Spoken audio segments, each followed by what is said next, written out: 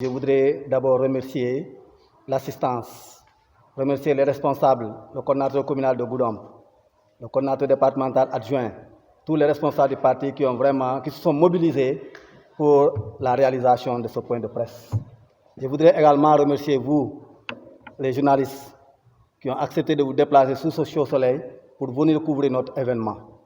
Voilà. Ceci étant dit, je voudrais m'associer aux propos de mes prédécesseurs pour lancer un appel, comme l'a fait le président Ousmane Sonko, à l'endroit des patriotes et des sympathisants, les patriotes du Sénégal et de la diaspora. Le président a lancé un appel à la résistance.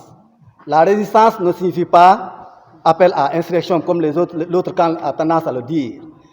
Même dans la religion, il y a la légitime défense, je pense pas. Dans la religion, il y a la légitime défense. Quand on est attaqué, on doit légitimement se défendre. Et je dois dire au nom du département de Goudomp que nous avons tous déposé notre testament à partir d'aujourd'hui. À l'instar des autres départements du Sénégal, Pastef Goudomp a déposé son testament aujourd'hui. Nous allons soutenir le président Ousmane Sonko par tous les moyens légaux, par tous les moyens légitimes. Nous allons le défendre humainement, physiquement, financièrement. Nous attendons que son appel. Le jour où il va nous appeler, nous allons nous lever comme un seul homme dans le département de Goudomp et nous allons le défendre. Je voudrais surtout revenir un peu sur le dossier. Dans un pays normal, ce dossier n'allait même pas quitter la section de recherche. Quand on parle de viol, je ne suis pas un spécialiste du droit, mais quand on parle de viol, la première pièce, c'est le certificat médical. Et le certificat médical a innocenté le président Ousmane Sonko dès les premières heures de l'enquête. Un gendarme assermenté, le capitaine Touré, a voulu classer le dossier, on a mis le pied. Ils ont voulu vraiment l'incriminer par tous les moyens.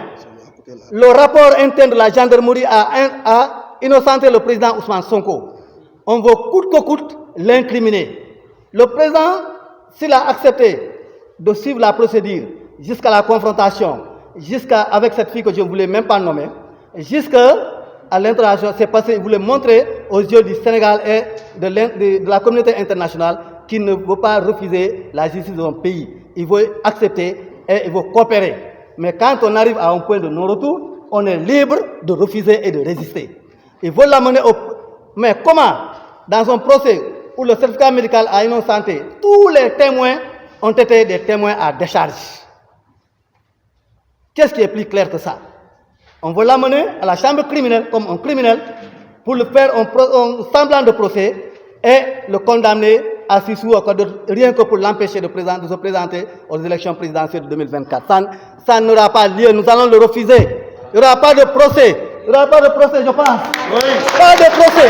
Pas de procès. Pas de procès pour le président Ousmane Sonko. Nous disons non, nous disons non, et nous disons non, car ce dossier est vide. Il est vide. Vide plus vide égale vide. Vide plus vide égale vide.